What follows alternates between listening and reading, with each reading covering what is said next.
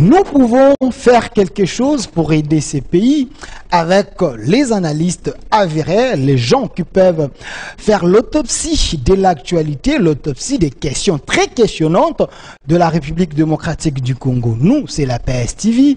Nous sommes une chaîne, on est en train d'émettre à partir de Kinshasa. On est également sur Canal+, fréquence 349. On est sur TNT, sur Easy, sur StarTime et dans plusieurs bouquets. Sur ces plateaux aujourd'hui, je suis avec les acteurs majeurs de notre pays, les acteurs politiques plutôt majeurs de notre pays.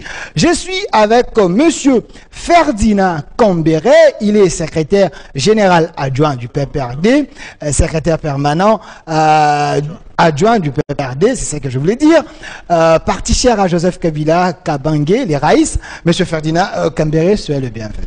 Merci Delphin pour l'invitation. Voilà, également de l'autre côté, nous avons la présence de monsieur Norbert Yamba. Il est cadre influent de l'UDPS, panafricaniste également. Il est là avec nous. Monsieur Norbert Yamba, soyez le bienvenu.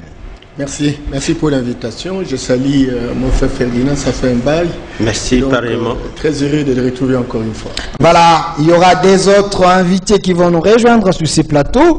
Il y aura monsieur Jean-Félix Senga, lui qui est de la dynamique pour la vérité des urnes. Il est avec Martin Fayet, le professeur. Il fera son entrée d'un moment à l'autre. Également avec monsieur Pati Lendo, lui qui est de l'opposition scientifique. Il fera aussi son entrée. Mais cela ne nous empêche pas de commencer notre émission. Nous allons parler de l'actualité. L'actualité reste toujours dominée par la proposition de loi de Noël Tchani. On se pose la question si réellement cette loi passe. Est-ce que la RDC peut subir ce qu'on appelle la balkanisation? Parce qu'il y a ceux qui pensent que si cette loi passe, ils vont quitter l'Union sacrée. Également, il y a ce qu'on appelle communément ici les demi-Dakar qui pensent que cette loi exclut aussi certaines personnalités ou certaines personnes qui ont y a milité à faire preuve dans ces pays. Ils ont l'amour de ce pays. Est-ce la loi divise ou la loi renforce encore notre État à être un État souverain? Cette question reste pendante, une question très questionnante. Nous allons tenter de trouver des solutions avec mes invités sur ces plateaux. En deuxième lieu, nous allons parler de la CENI. Vous êtes sans ignorer que le Parlement a déjà amorcé la procédure, le processus pour le bureau de la CENI. Controverse autour de choix des animateurs de la CENI. Nous allons également en parler. Quel profil pour être candidat ou soit quelqu'un qui peut gérer le bureau de la CENI? On doit subir encore l'expérience des Nanga, de Malou Malou ou des autres, ou soit il faut innover selon le professeur Mbata. Mais je commence par monsieur Ferdinand Kambere, secrétaire permanent adjoint du PPRD. Une question d'abord directe. Vous êtes de l'opposition? Vous êtes dans le pouvoir ou dans la résistance? Nous sommes dans l'opposition, opposition évidemment qui exerce en même temps la résistance parce que contre l'oppression, c'est un droit constitutionnel d'exercer la résistance. Donc voilà, les statuts que nous avons, nous l'appliquons je crois assez bien. Lorsque le pouvoir actuel croit qu'il doit gouverner par défi, surtout à violation des règles constitutionnelles, des règles de loi, nous devons nous appeler justement à résister contre ce pouvoir. À résister contre ce pouvoir, mais la question directe, la loi Noël Tchani, il y a ceux qui pensent que cette loi renforce l'État congolais. Vous êtes dans l'opposition. Pensez-vous que cette loi, c'est une bonne loi? En tout cas, Delphin, je dois être sincère. Je dois être sincère que ceux qui pensent que c'est avec cette proposition de loi, parce que c'est encore une proposition, mais ce que j'ai vu là, c'est simplement avec l'intitulé qui n'est que proposition, mais en réalité, la proposition, en tout cas qui m'a été remise par un cadre de l'IDPS, le professeur Hussein, lorsqu'on était en débat. En tout cas, il porte toujours le même titre que ce que nous voyons dans les réseaux sociaux. est la même signature de l'homme qui a fait trop de publicité par rapport à ça. L'intitulé, c'est quoi? L'intitulé, c'est « Proposition de loi modifiée et complétant la loi numéro 04 de 2004 relative à la nationalité congolaise ». Alors qu'il nous a rabâché les oreilles de tous ces temps, que lui était en train de parler des élections et des conditions pour l'accès à la candidature du président de la République. Mais il vient verser ça dans la loi sur la nationalité. Alors bien que lorsque vous lisez du premier article, d'abord c'est juste une loi qui n'a qu'un article. Okay. Un article où il ne prévoit même pas un deuxième article qui régulièrement, même dans les lois les plus courtes, le deuxième article est toujours là pour dire les dispositions antérieures, tout ça à la présente loi. Mais c'est juste un article où il prévoit plusieurs lois de cette loi de 2004 qui devront subir des modifications. Mais lorsque vous lisez, mais c'est une loi très très dangereuse parce qu'il charcute d'abord l'article 10 de notre Constitution.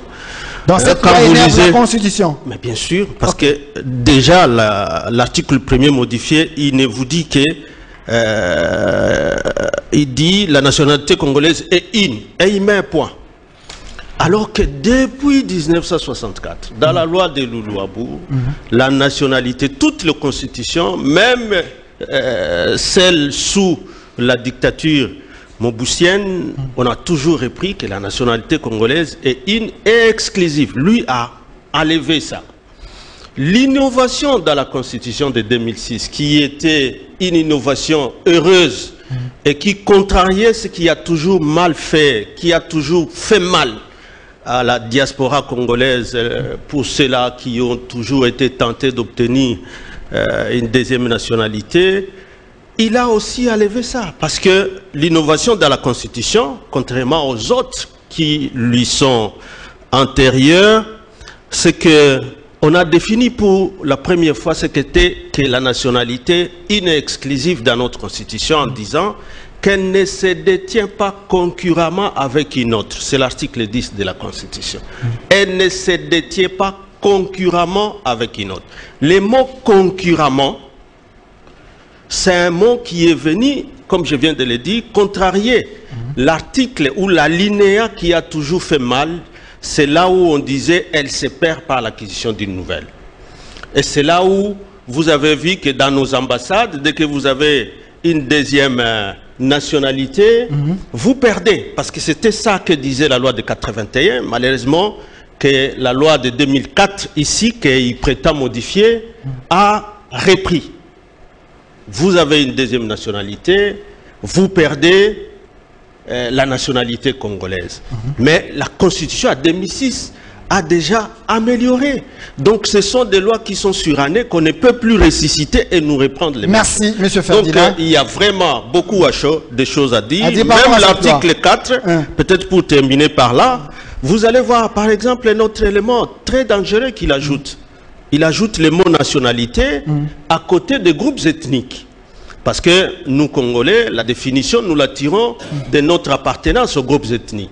Mais lui est allé ajouter ce qui est dans la loi de 2004 et qui était défendu par les RCD en disant qu'il faut appartenir aux groupes ethniques et nationalités. Et le mot nationalité, justement, c'est un mot dangereux parce qu'entre-temps, quelles sont ces nationalités auxquelles, désormais, parce qu'ils étaient là avant 60, il faudra reconnaître la nationalité congolaise d'origine. Merci, M. Ferdinand. Vous voyez que c'est un truc qui vient de très loin, mais il ne permet pas aux gens de voir cet aspect ici. Ils ne voient il ne va qu'au niveau. Merci, nous avons tout le temps. Je vais revenir vers vous. Je vais revenir vers vous, M. Ferdinand Kambere. Il est secrétaire permanent adjoint du PPRD Parti cher à Joseph Kabila. Kabange, j'annonce déjà la présence de M. Jean-Félix Senga, lui qui est cadre influent de la Mouka. M. Jean-Félix Senga, soyez le bienvenu. Voilà, Monsieur Norbert Yamba, nous parlons, c'est vrai, une manière de rafraîchir un peu la mémoire à Monsieur Jean-Félix Senga. Nous parlons de la proposition de loi Tchani. Est-ce que cette loi va pousser le pays à la balkanisation parce qu'il y a des menaces qui fusent de partout? Et en deuxième lieu, Nous allons parler de ce sujet important, controverse, sur la désignation des animateurs de la CENI. Mais M. Norbert Mbamba, vous venez de suivre, M. Ferdinand Kambere, il dit la proposition de loi Noël Tchani, elle est si pauvre, c'est une proposition très dangereuse, vous êtes au pouvoir, vous voulez la paix. Pensez-vous que Noël Tchani met une bombe à la place publique? Merci. Je voudrais saluer mon frère qui est à ma gauche, le professeur Senga. Je réitère mon soutien à Ferdinand qui fait un travail extraordinaire et qui visiblement, j'ai l'impression qu'il a envie vraiment que les choses aillent comme il se doit. Je les tranquillise pour dire que parler tout de suite de la violation de loi par le régime Tshisekedi, c'est peut-être aller un peu plus trop loin dans la conclusion. Encore qu'il faut démontrer quels sont les faits qui expliquent naturellement ces différentes violations. Quand cela ne tienne, ne confondons pas la contradiction et la violation. Certainement qu'on est dans un processus où chacun de nous a la liberté d'émettre un point de vue. Et cela ne veut pas dire que ce point de vue constitue la parole de l'Évangile. Pour revenir à la question que vous posez sur l'éventuelle balkanisation de la République à cause d'une loi, ce n'est même pas une loi. Je parle sous réserve de juristes qui est en face de moi. Ce n'est pas une loi, c'est une idée qui a été pendue. Ce n'est même pas un avant-projet d'ailleurs de loi.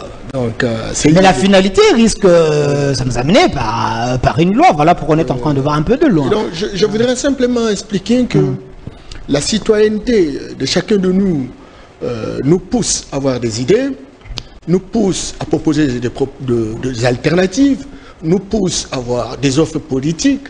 L'idéal, c'est de permettre le Congo à bien respirer, le Congo à bien se réformer.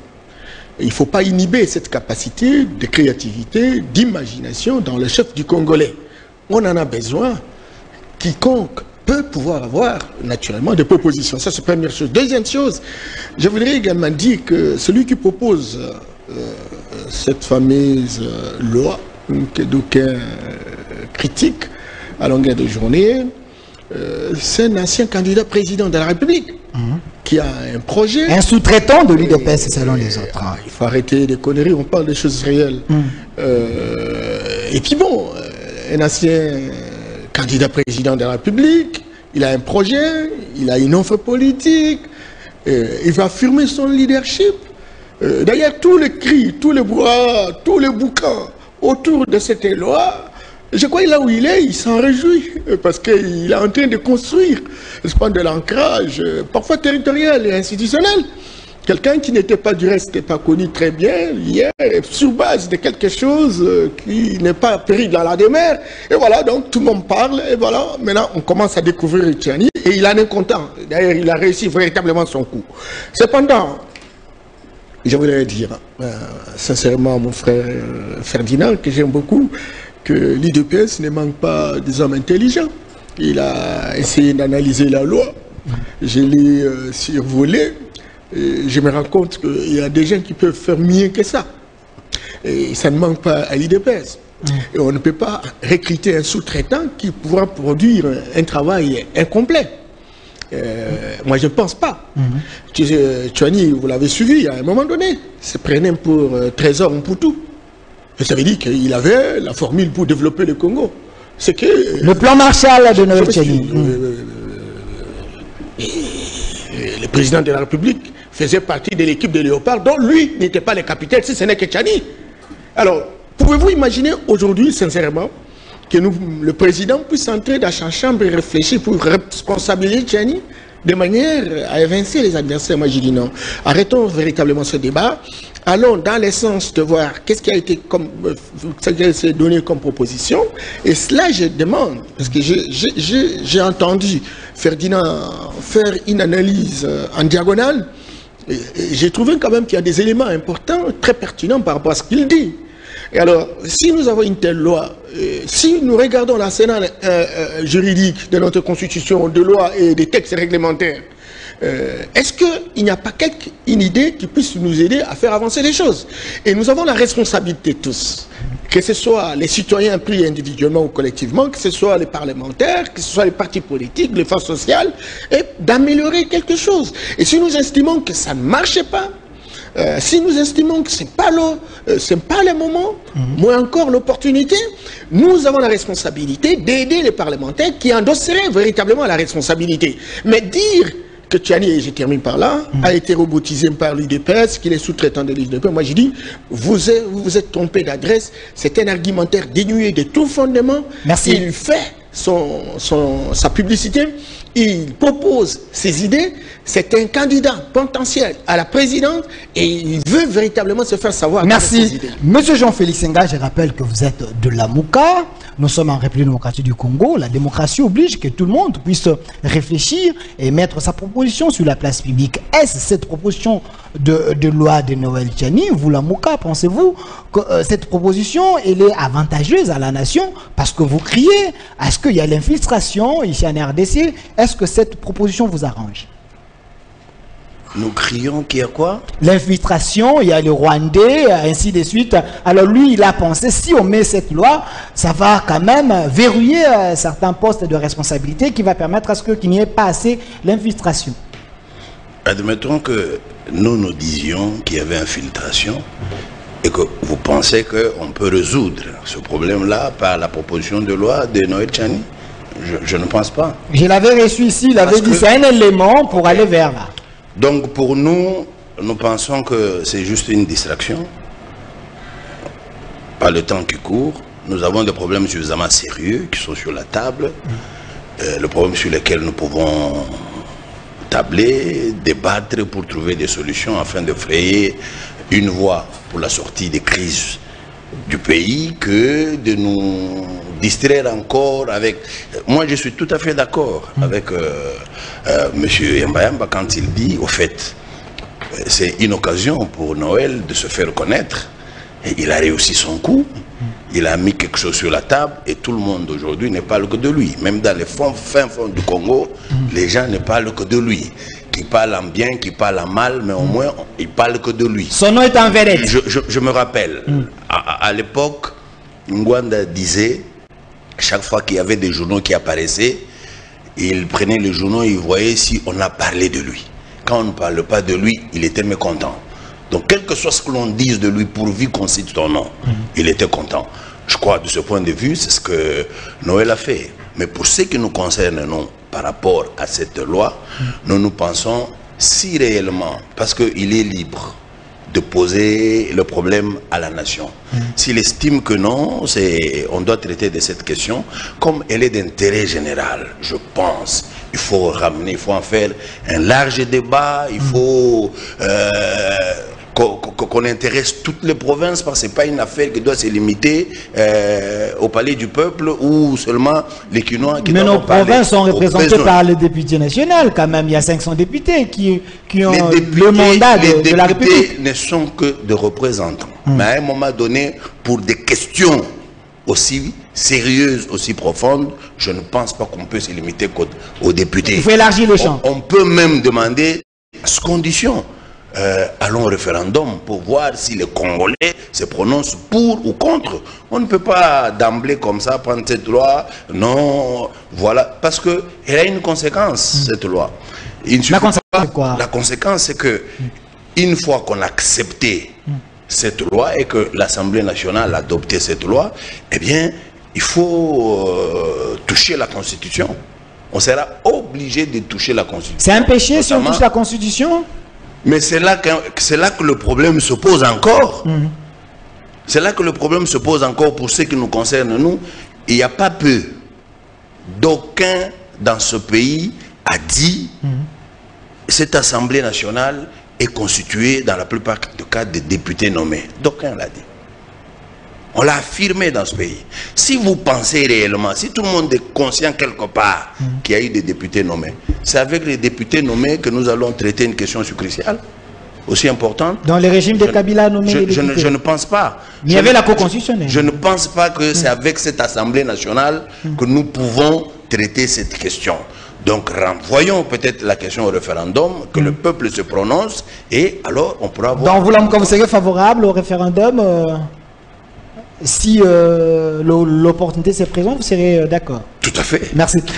Monsieur Ferdinand Comberet, mais vous, à l'époque de Kabila avait signé, vous avez même validé, donné même votre bénédiction. Avant de devenir gouverneur de la Banque centrale, il faut être congolais des pères et des mères. Si vous verrouillez ces postes-là, d'un simple gouverneur de la banque, à une seule condition d'être congolais des pères et des mères, est-ce le poste le plus juteux du président de la République?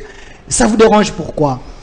Bon, s'il faut aller dans le sens du grand frère Norbert Yambayamba et du professeur Jean-Félix, que finalement Tchani a peut-être réussi son coup de jeter la confusion dans des matières sérieuses, comme le dit le professeur, alors qu'on était concentré, parce qu'il y a d'abord des tensions qui montaient par rapport au vote de la loi sur la CENI, la loi organique, et même à sa promulgation, et que maintenant, aujourd'hui, même quand on parle de désignation des membres, vous allez en parler, nous allons en parler, alors qu'on était dans ça et qu'on attendait aller à l'autre étape. L'autre étape, c'est quoi? C'est la loi électorale.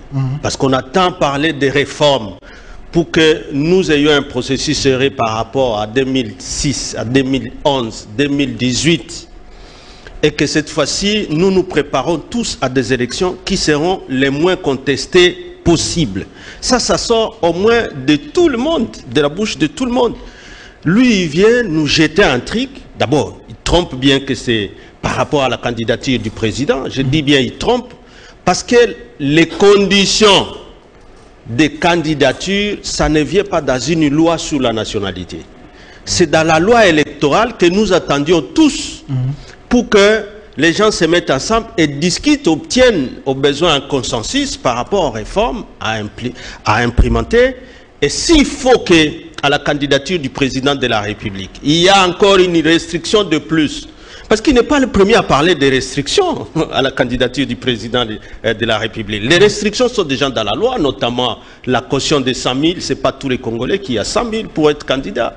La caution des sanctions pénales, s'il y en a, ainsi de suite. Donc, il n'est pas interdit de discuter des restrictions possibles qu'on peut émettre. Mais c'est dans la loi sur les élections et pas dans la loi sur la nationalité qui est une loi générale, parce que tu as parlé de la Banque centrale. Je voudrais t'apaiser, effectivement, parce que c'est une loi organique. Il y a soit un règlement intérieur qui organise la banque, on peut parler de ça. Ici, il est allé ajouter dans ce qu'il appelle modification de la loi sur la nationalité, même les conditions pour accéder à telle fonction dans l'armée. Mais l'armée a sa propre loi. Si ces questions sont étudiées là-bas par les militaires et tout ça, ça ne peut pas envenimer toute l'opinion. Mais la loi majeure, c'est le Parlement qui vote quand même. Voilà pourquoi il a voulu que ça soit et que cette loi soit votée. C'est à cela que c'est dangereux. Une matière aussi sensible et spécifique qui concerne les élections que nous voulons en 2023 apaiser, lui vient incorporer ça dans une loi sur la nationalité. Et je viens de vous dire, par exemple, alors que nous, Congolais, c'est à travers nos groupes ethniques, nos terres, nos chefs coutumiers, nos parents, que nous devenons Congolais d'origine, il vient ajouter un autre mot dangereux qui a, parce que vous avez parlé de balkanisation, qui a divisé. Pour que ça soit supprimé dans la Constitution de 2006, ça a divisé. Et vous savez, je vous ai dit que c'était soutenu par ceux-là qui ont porté quand même la guerre, qui a risqué de partager ce pays, qui a risqué de diviser ce pays. Alors quand il ramène ça, lui, Tchani, et à ce moment ici, alors que la guerre à l'Est n'est pas... les armes, les bottes, que ce soit des Minembwe jusqu'à Ituri. La guerre que vous avez entretenue, une manière de... C'est vous qui le dites de cette façon-là. J'étais avec lui ici. Il ne faut pas, il faut le mettre à débat avec moi. Moi, je suis de là et je suis acteur politique majeur aussi. Et la population qui est là, elle ne peut pas accepter qu'on continue à se moquer d'elle, que c'est elle qui porte cette guerre-là, que c'est elle qui entretient cette guerre-là, alors qu'entre-temps, on est en train de signer des contrats des accords sur les minéraux de ces mêmes peuples, sans que ces peuples le sachent, que ce soit même à travers cette majorité fabriquée comme on l'a fait. Vous parlez du faut pas nous ramener que le chef de l'État a signé avec le Rwanda et mais bien sûr, parce qu'on ne peut pas comprendre que pendant l'instabilité, pendant qu'il y a un état de siège, et que même cet état de siège, on voit plutôt les militaires dans les tracteurs pour tracer les routes, alors que les têtes continuent à être fauchées, les routes à être bloquées, et que bon, il faut qu'on soit clair. Il faut qu'on soit clair, la partie de l'Est là, il ne faut pas que ça reste chaque fois une épine dans le pouvoir de celui qui dirige le pays. Il faut que nous nous mettions tous, nous de l'Est, nous avons toujours besoin de cet accompagnement qui a toujours été là. Donc selon vous, la loi Tchani, c'est une diversion au problème, c'est une diversion au vrai problème même de la République. Non, c'est acheté, c'est payé, c'était pas fabriqué par lui. Quand il ajoute une nationalité à côté des groupes ethniques, je crois que ça vient des officines dangereuses contre notre pays, contre notre nation. Donc il agit par procuration.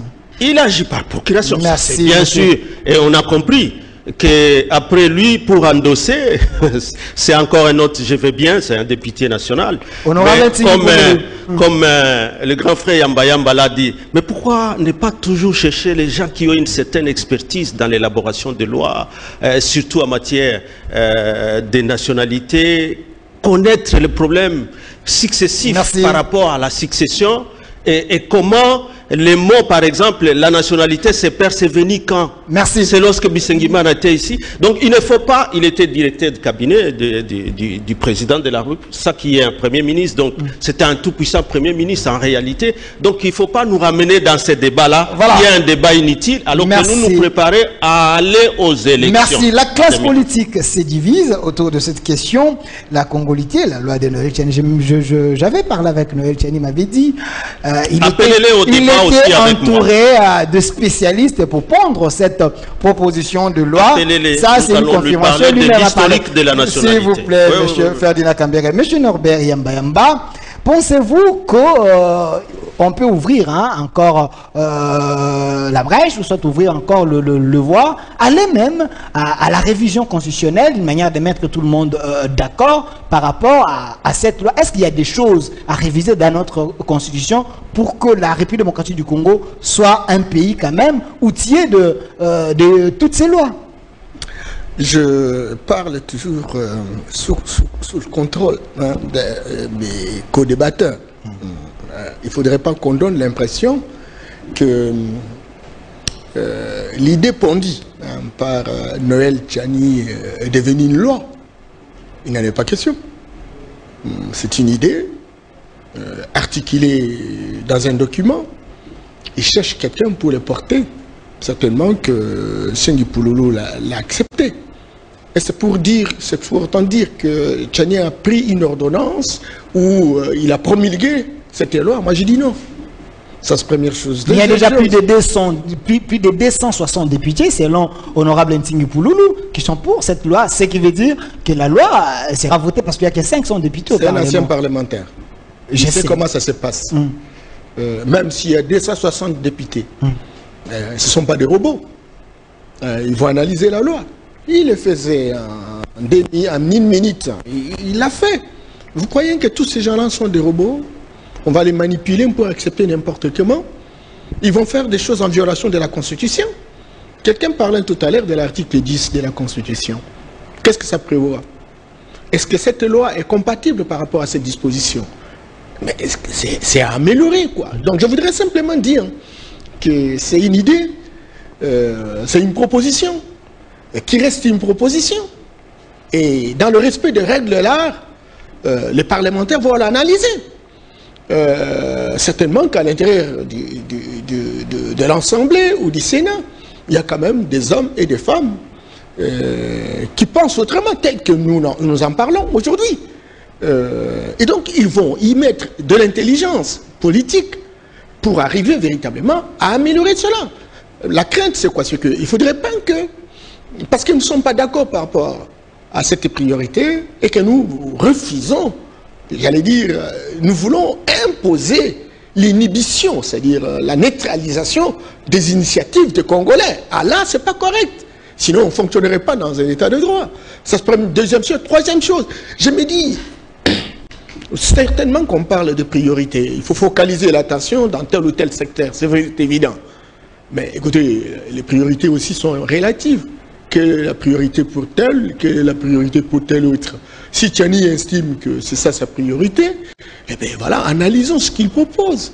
De la même manière que nos amis de la Mouka, ils ont proposé quelque chose. Quelqu'un d'autre dira que cela n'est pas une priorité, c'est une autre priorité. C'est ce qui fait l'esthétique et l'ambiance démocratique. Et nous devons véritablement être tolérants pour éviter des émotions toxiques. Je voudrais dire que la loi sur la nationalité, certainement que ça a une imbrication incidentielle sur un certain nombre de dispositions constitutionnelles, sur certaines lois, etc. Mais ceux qui auront la responsabilité de l'analyser devront évoquer toutes ces préoccupations. Et l'évocation de toutes ces préoccupations va permettre à ce qu'on puisse arriver à un compromis pour dire, si nous voulons parler de cette loi, voilà comment cette loi peut aider les Congolais à pouvoir véritablement avancer. Certainement, mon frère Ferdinand, vous savez, depuis un certain moment, d'ailleurs, votre combat c'est mon combat, depuis des années, c'est évident. Et on a déploré, hein, quand on regarde dans l'arsenal institutionnel de la République, il y a eu beaucoup d'infiltrés. Beaucoup d'infiltrés. Et les comportements des uns des autres. Je suivais Laurent Kabila à un moment dans une de ses prestations, lorsque il y a eu déclenchement de la guerre, beaucoup qui étaient considérés comme des Congolais finalement sont partis. Toutes ces questions, vous l'avez dit, questionnantes, poussent à des réflexions innovantes. Qu'est-ce que nous faisons pour monter des garde-fous de manière qu'on ne puisse pas glisser dans une situation que l'on a observée, qui est une expérience malheureuse? Ça, il ne faut pas interdire naturellement aux gens de réfléchir futur Ntshwani. Donc, je n'ai pas dit que Ntshwani a pris l'option de se faire connaître sur des futilités, mais j'ai dit que Ntshwani, comme homme politique, tire des dividendes, parce qu'effectivement, c'est tout le monde qui parle de cette question, mais j'aurais souhaité que nous puissions positiver la chose, regarder dans la perspective de pouvoir améliorer, si c'est possible, cette loi, et une seule loi, bien que non compatible par rapport aux priorités définies par mes compatriotes, eh bien, écoute, peut être aussi utile parmi d'autres liens locaux. Voilà. Mais parmi les priorités, avant que je donne la parole à M. Jean-Félix Senga, mais M. Ferdinand Kambere dit quelque chose ici. Il dit la priorité c'est autre chose, mais vous vous donnez le plaisir avec le Félix Tshisekedi d'aller signer des contrats, vous vendez nos minéraux gratuitement comme ça au Rwanda. Vous n'avez pas réagi par rapport à ça? Excusez, donnez-moi une minute. Je voudrais simplement dire à mon ami Ferdinand que j'ai été pris comme consultant, je suis allé à Goma. Et lorsque je faisais la modération des différents acteurs économiques de la province, que ce soit au nord ou au sud Kivu, pour identifier les secteurs rentables, les filières rentables, qu'on puisse relancer à travers le programme gouvernemental, il a été démontré qu'il y a une complotation, n'est-ce pas, à l'interne, où il y a une sorte, j'allais dire, de l'extraversion de nos matières premières vers nos voisins. C'est-à-dire, en fait, quelqu'un qui arrive, par exemple, dans un guichet à Goma, on les complique, et il est obligé d'opérer dans la clandestinité, et raison pour laquelle, vous voyez, au Rwanda aujourd'hui, très clairement, ils ont une usine de raffinage de coltan, ils n'ont pas le coltan, et ils sont en train de monter une usine de transformation de l'or. Moutandis, lorsque vous êtes, n'est-ce pas, à Otoélé, à la frontière Kibali-Turi, etc. J'y étais. Donc, c'est très clair que ce n'est pas le mauvais accord pour la République, mais plutôt c'est avantageux.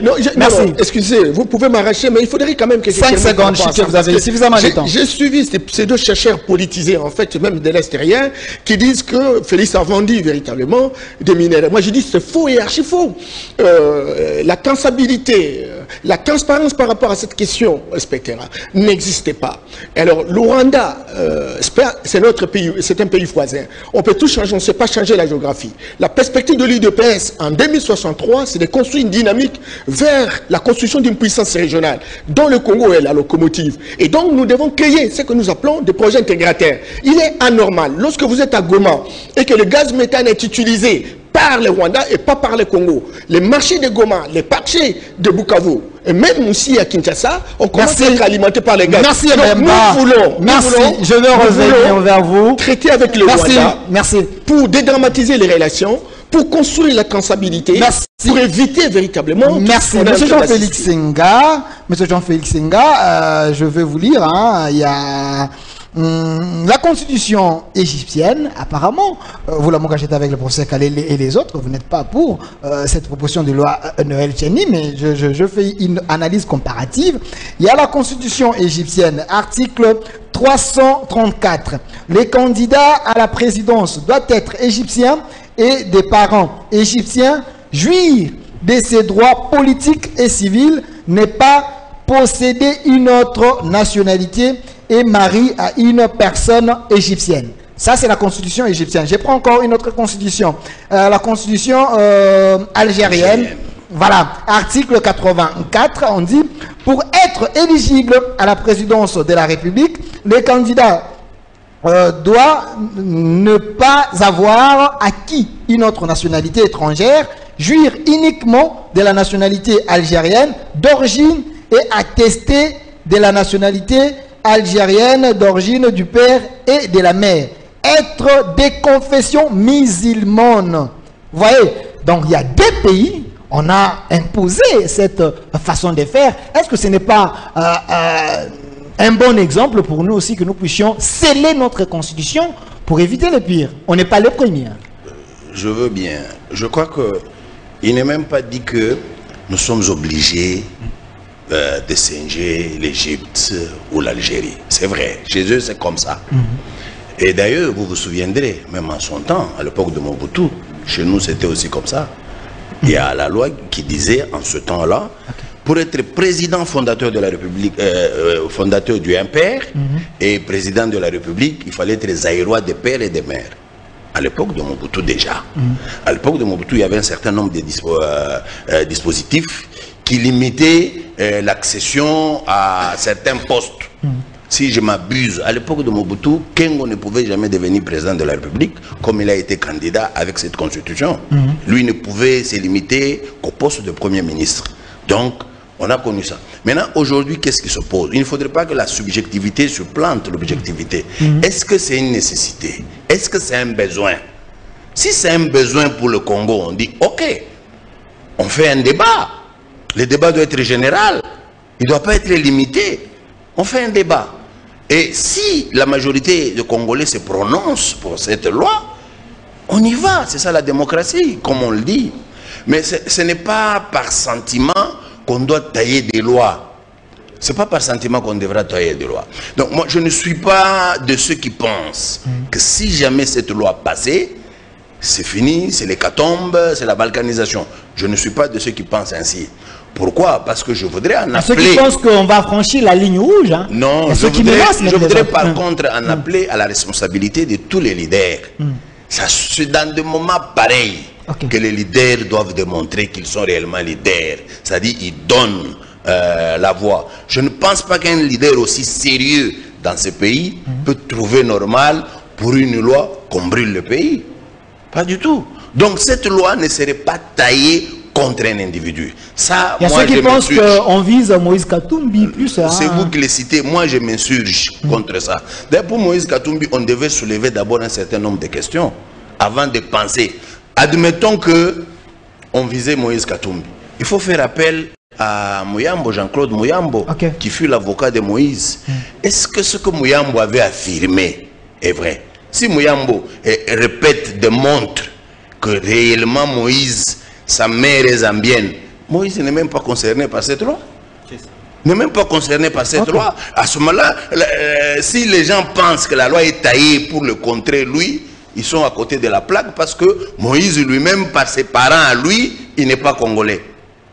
Moi, j'ai suivi Moïse. Il y a une vidéo où il dit que sa mère, elle est congolaise. Tout à fait. Non, non. Moi, j'ai dit ceci.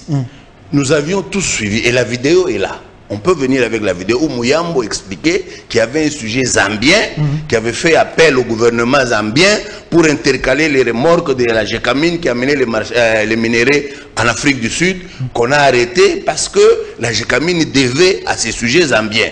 Il se fait que les sujets zambiens en question, c'était Moïse. Mais si tel est vrai, Moïse a eu à poser cet acte, c'est un problème sérieux. À ce moment-là, aucun Congolais sérieux ne peut se ranger derrière Moïse et dire non, on veut le bloquer du moment que et son père et sa mère ne sont pas des Congolais. Merci. Non, je n'ai pas fini. Vous avez soulevé une question importante quand on a parlé des accords qui ont été conclus entre M. Tshilombo et M. Kagame. Il y a un problème sérieux. Là, il faut remonter le temps. Okay. Il faut remonter le temps comment le problème commence avec le règne, le régime de M. Kambere. Régime Kabila. Avec le régime, c'est que le problème commence. Le décor a été planté en ce temps-là. Ce que nous vivons... Il y a... Régime de médiocres selon Mosengo. Bon, en fait, vous nous prêtez l'expression régime de médiocres. Ça te voilà, je vais dans un débat. Régime de médiocres a fait que... Okay. On a dû prendre certains caporaux rwandais en faire des généraux congolais. Ce n'est un secret pour personne. Je me rappelle en ce temps, je passe à la télé, j'ai dit comment on a dû prendre Bosco Tanganda, qui lui était un sergent rwandais, on en a fait un général congolais. Le lendemain, M. Mende passe à la télé pour dire, nous avons, au nom de la paix, ils ont été obligés de faire ça pour la paix. Obligés. Mais comment? Okay. On peut toujours vérifier, on se rendra compte que en ce temps, Mende avait justifié de cette façon-là. Donc le problème commence déjà en ce temps-là. C'est comme pour dire, M. Kabila, en son temps, il a dû poser certains jalons. Mais lui n'est pas allé loin. Il s'est limité quelque part parce qu'il estimait qu'il ne pouvait pas en faire trop. Mais après, M. Tshilombo vient, pour lui, il dit, lui, il est bulldozer. C'est lui qui va loin en faisant ce que un Congolais normal ne peut pas faire. Kagame est son frère. Aujourd'hui, Kagame est son frère. Bon, moi, je sais que Kagame, c'est un génocidaire. Moi, je sais que Kagame est génocidaire. Il est mon frère africain, c'est vrai, mais Kagame est génocidaire. Merci. Il faut... Non, non, je n'ai pas fini. Je pas fini. 5 secondes, vous avez suffisamment de temps. Je disais, il y a eu une enquête des Nations Unies qui a démontré que M. Kagame avait déjà pillé dans ce pays. Lui, après cette enquête, a affirmé avoir pris 2,5 tonnes de l'or en ce pays. Mais quand on a fouillé, on a remonté, on est allé même au niveau de Dubaï, on a vérifié, on s'est rendu compte que Kagame avait pillé au Congo plus de 12,5 tonnes d'or. Mais maintenant, c'est ce monsieur-là, avec ce comportement-là, aujourd'hui, on vient pratiquement légitimer ce qu'il était en train de faire par le passé, ce qu'on prétend par... j'ai entendu mon frère Yamba dire qu'ils veulent... créer une sorte d'intégration où le Congo serait la locomotive. Le Congo serait la locomotive. Oui, apparemment, le Congo ne gagne rien dans tous les accords signés. Et avec l'Ouganda, et avec le Rwanda, et avec le Burundi, le Congo ne gagne rien. Donc, selon vous, Lamuka, c'est de la poudre aux yeux.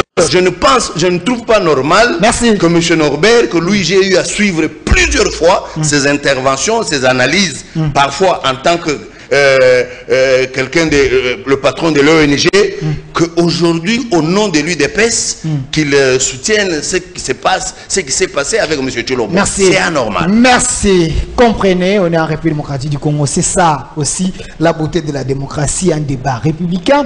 Nous allons parler de la deuxième thématique. La deuxième thématique, CENI, controverse sur la désignation des animateurs. Vous êtes sans ignorer que nous voulons en 2023 qu'il y ait les élections apaisées. Pour arriver aux élections apaisées, on doit avoir les animateurs qui répondent aux critères et une manière de calmer les tensions de ceux qui pensent qu'il y aura l'infiltration. Je commence par M. Ferdinand Kambere, vous êtes de l'opposition, vous l'avez affirmé.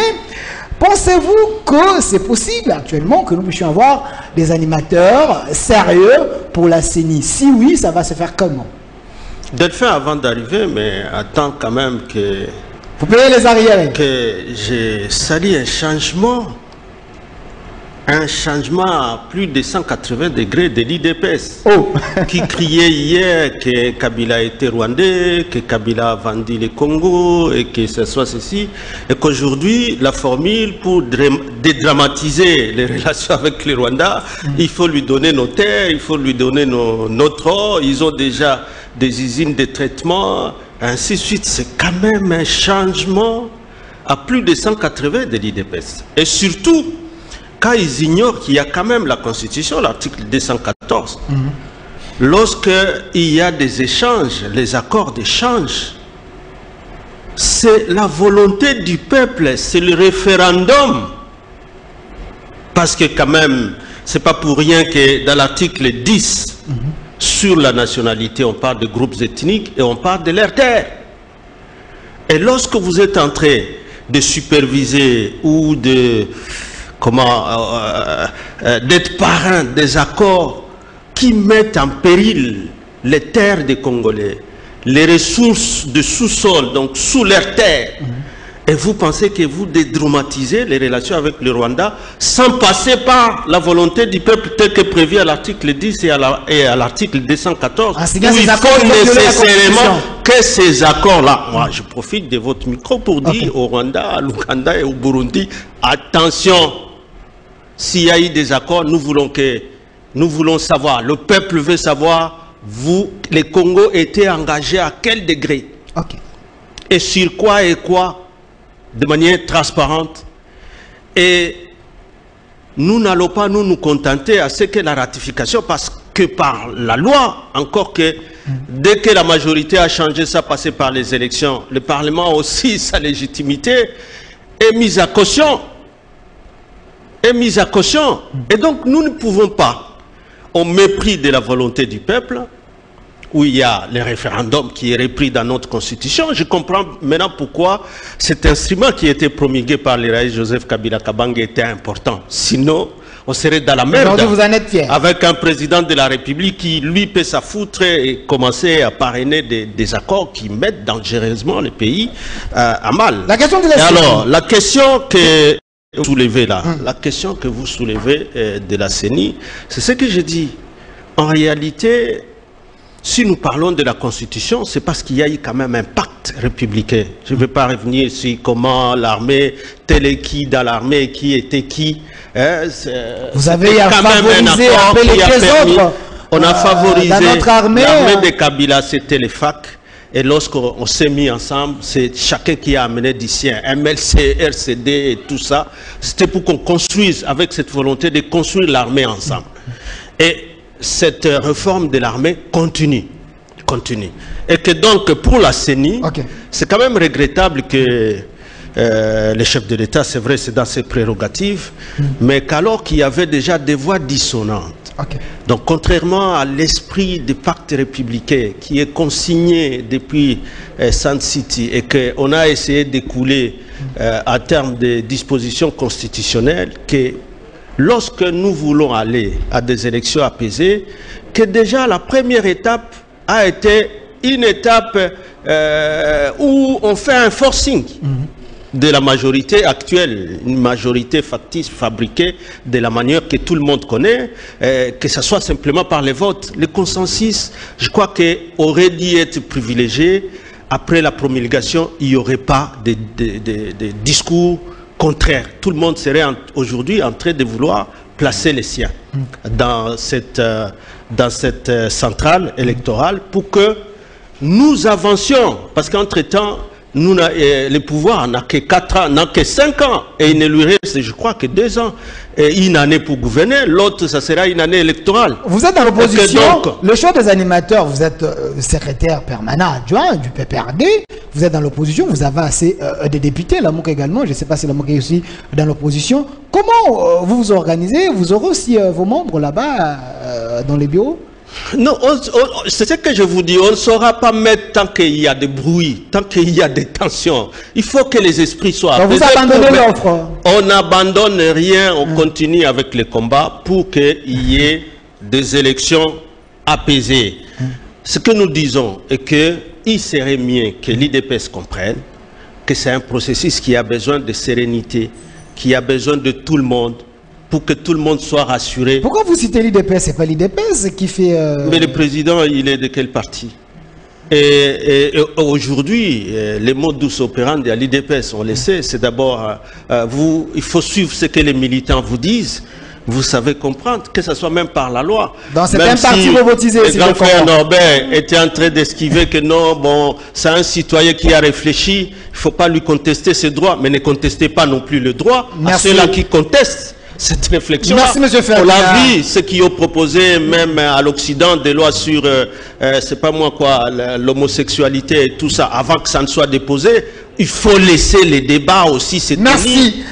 Merci. Dans la rue et partout, les débats doivent se tenir. Voilà pourquoi je vous donne le temps de parler, parce qu'on est en République démocratique du Congo, tout le monde a le droit de parler. M. Norbert Mbamba, la loi sur la CENI, bon, c'est déjà passé. Alors, les choix des animateurs, on dit que vous, l'IDPS, vous êtes à la manœuvre, vous êtes en train de jouer avec tous les bouchons, une manière de s'approprier peut-être tous les bureaux, vous ficherez les autres. Est-ce, pensez-vous qu'on aura les bons animateurs à la CENI pour éviter le pire en 2023? Merci, merci. Vous savez, quand vous m'avez demandé de passer, surtout que non, Ferdinand a accepté, moi j'ai dit waouh, je viens rapidement. Et en présentant Jean-Félix, je me dis, ah, ça serait un débat assez intéressant, parce que malgré nos appartenances, nous avons quand même un minimum à sauver, etc. J'ai compris vite que ce soit Jean-Félix Senga, que ce soit Ferdinand, tous les deux n'ont pas encore lu les accords qui ont été signés. Okay. Et ils n'ont pas encore lu. Et les informations qu'ils ont reçues, c'est que très clairement, plus de 12 tonnes, n'est-ce pas, ont été comptabilisées, n'est-ce pas, dans les chefs du Rwanda. Avec votre régime, les statistiques sont là. Le Rwanda a été le premier pays producteur du coltan. 37% de la production. Voilà. Comment ça s'opérait? La clandestinité totale, les accointances et les complotations. Et le président Tshisekedi arrive. Et mes deux co-débatteurs disent que non, il a vendu, et pour ça personne n'a encore lu l'accord. Non, non, il faut sortir véritablement. Non, ils sont dans les sensationnels. Il faut sortir de cet écosystème politique qui a détruit complètement la République. Je vous informe, non, je voudrais porter à votre connaissance que j'ai essayé de jeter un coup d'œil par rapport à cet accord stratégique que le professeur parlait, qui est tout peu étonné que je puisse changer ma manière de réfléchir. Je suis et je le reste. Cependant, je dis que la première question qui a motivé ces accords, c'est le souci de construire des synergies gagnantes. Deuxièmement, les soucis d'éviter la clandestinité, de construire la traçabilité, parce qu'il est difficile aujourd'hui de savoir combien de tonnes de coltan qui sont sortis du Congo vers le Rwanda. C'est difficile. Et vous savez, cher Ferdinand, que la guerre que nous sommes en train d'observer à l'Est, que vous condamnez de manière systématique le président actuel, et qui a été entretenu dans une sorte d'incubation pendant plusieurs années, cette guerre est une guerre de convergence d'intérêts. Vous avez les internationaux, qu'on appelle généralement les vautours, les entreprises multinationales. Vous avez la sous-région, qui sont nos voisins, ça c'est évident. Ils en ont aussi une grande responsabilité. Et vous avez des relèves volontaires à l'intérieur de la République, dont on peut bien, dont ils se recrutent parmi les ressortissants et compagnie, etc. Et donc, si nous voulons construire la paix durable, cher Ferdinand, il faut construire une intelligence diplomatique qui nous permette, d'abord, première chose, d'éviter cette clandestinité dans les transferts de nos matières premières, où le Rwanda aujourd'hui a une usine de raffinage de coltan, qui pourtant il n'a même pas une graine, et même s'il en avait, pas suffisamment. Et cet accord-là, pour construire la traçabilité, pour monter un système de surveillance mutuelle. Avec Mobutu, nous avons connu ce qu'on a appelé autrefois un Ruzizi-2. Et cela a permis véritablement de cimenter les relations entre les nations. S'il vous plaît, l'expérience de l'Allemagne, de la France, nous permet naturellement de comprendre que même si on a été des nations qui ont vécu dans l'animosité, Et donc, on peut véritablement...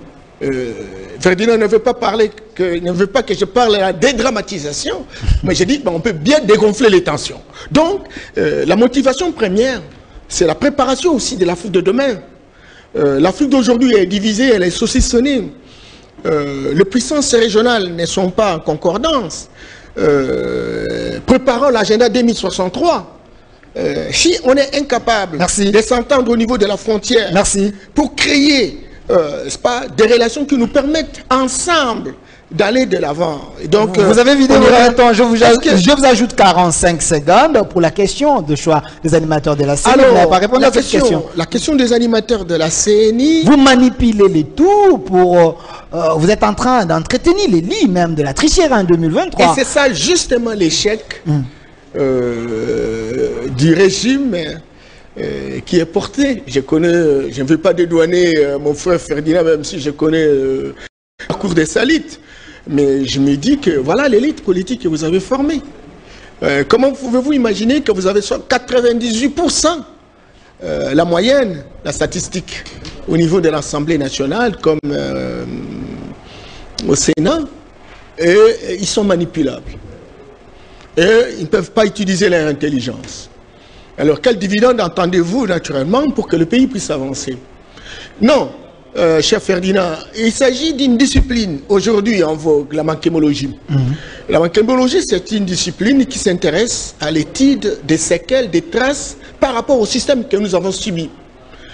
Quelqu'un qui a subi un système et qui visiblement sort de ce système vers un autre système, la tendance pour ce monsieur-là, c'est de faire ressortir les réflexes de l'ancien système qu'il a subi.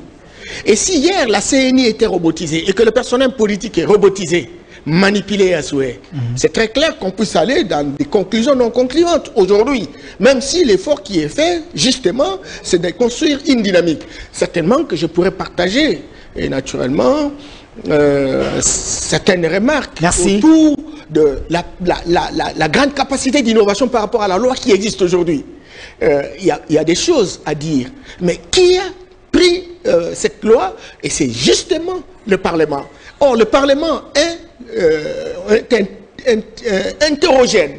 Et ce Parlement aurait, par cette hétérogénéité, généré, n'est-ce pas, une loi performante au regard des différentes contradictions de notre histoire. Il me semble que cet effort n'a pas été de mise. Merci. Merci, M. Yemba Yemba. M. Jean-Félix Senga. Merci.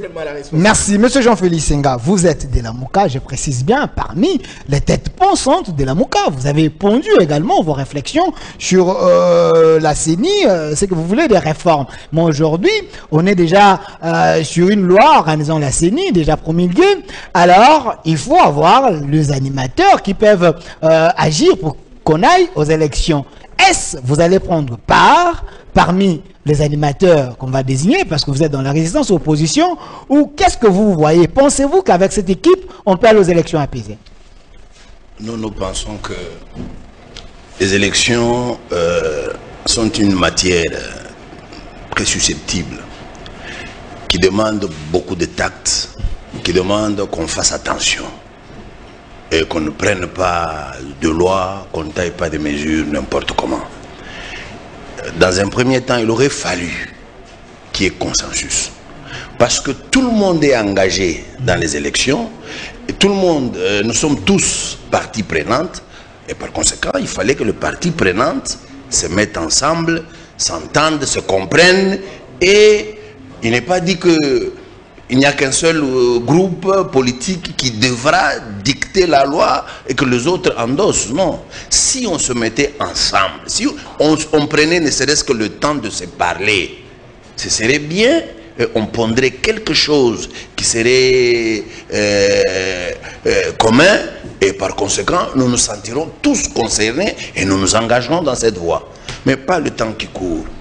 Nous, avant que l'Assemblée nationale n'adopte la loi, nous avions déjà mis sur la table quelque chose. Il était de bonne loi que l'on s'entende, qu'on dise, bon, ok, on va voir, les autres apportent la leur. C'est pourquoi, jusqu'après du contraire, nous pensons à notre niveau que, ok, l'union sacrée et peut-être le FCC, ils ont endossé cette loi, ils ont proposé quelque chose, et avec ce que nous avons, et on peut maintenant se mettre ensemble, échanger, trouver quelque chose de commun, avancer, parce que nous sommes tous concernés au plus haut point. Mais faire un passage en force, c'est pas correct, c'est pas honnête. Et puis ça ne viendrait vraiment pas de l'UDPS. Vous vous souviendrez, moi je vous avais dit, moi je suis entré à l'UDPS à l'âge de 23 ans. Peut-être les gens, c'est dans cette école que nous avons tous grandi. Si nous avons appris à faire la politique, c'est dans cette école. Je ne pense pas que le Sphinx, s'il était vivant, procéderait de cette façon. Souvenez-vous, à l'époque... Mbata étant que professeur constitutionnaliste, avec Daniel Mbao du MLC et les autres, ils ont réfléchi Mbata, quand même. Qu'est-ce que Mbata a de l'UDPS? Mbata vient de faire son entrée à peine à l'UDPS. Qu'est-ce que Mbata connaît de l'UDPS par rapport à moi, par exemple? Mbata vient à peine de faire son entrée. Il est quand même spécialiste, chacun a son domaine. Non. Le spécialiste en droit constitutionnel, il a pour travail, pour mission, de pondre et de faire la Constitution. Ne confondons pas des choses. Ne confondons pas des choses. Moi, je suis spécialiste en chimie nucléaire. Donc, moi, en tant que tel, je ne suis conçu que pour faire les armes à destruction massive. De faire des bombes atomiques, je ne suis conçu que pour ça. Par contre, non. Il y a beaucoup d'autres choses que l'on peut faire pour faire avancer. Donc, je ne suis pas d'accord qu'on fasse un passage en force. J'en appelle encore à la conscience de tous nos frères, de tous les groupes politiques. Il n'est pas encore trop tard. Mais le train est déjà parti. Non, apparemment, vous êtes un peu trop passéiste. Il faut quand même s'adapter avec les autres, hein, parce qu'apparemment, on a passé les temps. Il ne faut pas évoluer. S'adapter comment? S'adapter en acceptant ces costumes taillés sur mesure, sur la mesure des suivre la majorité, vous êtes minoritaire. C'est ces costumes-là que nous allons tous endosser. Non. Nous en appelons aux gens qu'ils mettent un peu de l'eau dans leur vin. Il est normal, comme... Tout le monde veut que les élections soient apaisées. Pour qu'elles soient apaisées, il faut les préparer au préalable. Il faut le préparer. Cet apaisement-là, ça ne viendra pas, ça ne sera pas quelque chose de spontané. Non, il faut avoir préparé ça. C'est maintenant, quand on est en train de construire le processus, c'est maintenant que nous devons préparer ça. Et n'oubliez pas que les gens pensent, quand on dit, à la fin, on dit non, ils ont triché, ils ont triché. On croit que la tricherie ne s'est confectionnée que le jour où on proclame les résultats. Non, c'est depuis le processus qu'on prépare la tricherie. Merci. Voilà pourquoi nous disons, il est temps que nous nous mettons ensemble, il n'est pas encore trop tard. On peut prendre quelques 3-4 jours, on se met d'accord, on améliore ce qu'on peut améliorer, on avance. Merci. Au lieu de ce que vous voulez faire, c'est ce qui s'est passé avec le bureau Mabunda. Quand Mabunda nous a mis Ronsard, le 9, l'UDPS avait marché. Le spécialiste le 13, Ronsard. C'était nous, la Mouka. Merci. Nous étions contre. Merci. Mais comment subitement aujourd'hui l'UDPS trouve normal qu'eux procèdent de cette façon? Merci. Il nous reste 6 minutes. Je vous donne 2 minutes pour terminer cette émission. Je commence par M. Ferdinand Kambere, qui est le secrétaire permanent adjoint du PPRD. Je vous donne 2 minutes. Alors, la balle est maintenant entre les mains de confessions religieuses, parce que c'est important qu'eux puissent aussi également nous proposer quelqu'un, parce qu'en 2006, 2011, 2018, c'était une déception avec le choix de confession religieuse. Pensez-vous quel profil d'un homme capable qui peut mettre tout le monde autour de lui en gérant la CENI?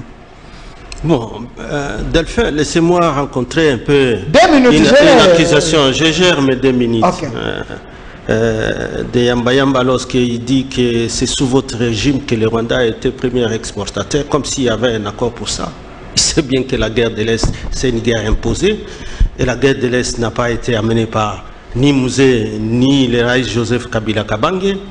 Et qu'il faut faire un effort. Si on ne sait pas que cette guerre de l'Est a été préparée sous Mobutu, pendant que ces gens étaient très forts dans le régime Mobutu, et qu'ils ont préparé cette guerre-là, et que même la fraude dont vous parlez, dénominerait à travers l'Est, l'Ouganda, le Rwanda et le Burundi, c'était déjà sous Mobutu qu'il n'y avait plus d'État pour contrôler ça, que nos frontières étaient devenues poreuses, qu'ils ont préparé leur guerre pour occuper et ils veulent maintenant revenir sous le Congo pour occuper.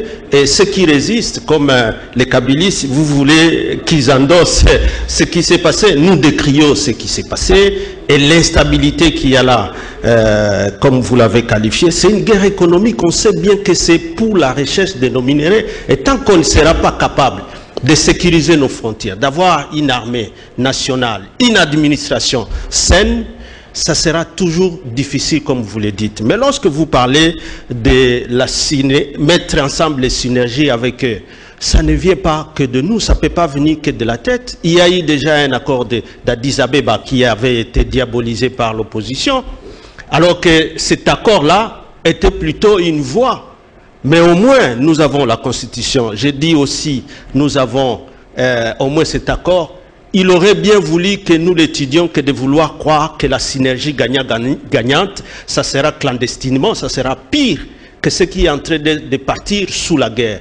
Parce que, qu'est-ce que vous direz de l'accord du Rwanda où on dit, de l'Ouganda, où on vous dit que l'Ouganda, il y a une société privée qui met 60% pour construire nos routes, et le gouvernement ougandais 20%, ça fait déjà 80%, et que le Congo n'y met que 20%. C'est ça gagnant-gagnant? Qu'est-ce qu'il attend retirer? Le Rwanda, compte tenu de tout ce qu'il y a eu comme contestation, on n'a plus si les vrais termes de l'accord du Rwanda. Hier, avec le Burundi, c'était difficile au chef de l'État de savoir les projets très rails, ça allait coûter combien à la République. Qu'est-ce qu'on nous dit? Qu'est-ce qui est gagnant-gagnant dans ça lorsque les accords-là ne sont pas publiés? Par rapport à les confessions religieuses, bon, elles sont souveraines. Je pense qu'elles vont décider souverainement de cette question. S'ils ont trouvé quelqu'un à envoyer, s'ils ne vont pas envoyer, s'ils ont eux aussi plaidé pour le consensus, pour que tout le monde se mette ensemble et que les processus soient examinés, moi je pense que ça sera plutôt une bonne chose. Merci M. Ferdinand Kambere. M. Norbert Mbemba, respectez aussi vos 2 minutes. S'il y a les arrières, vous les payez. La Mouka avait pensé qu'on fasse de cette présidence de la CENI une présidence rotative.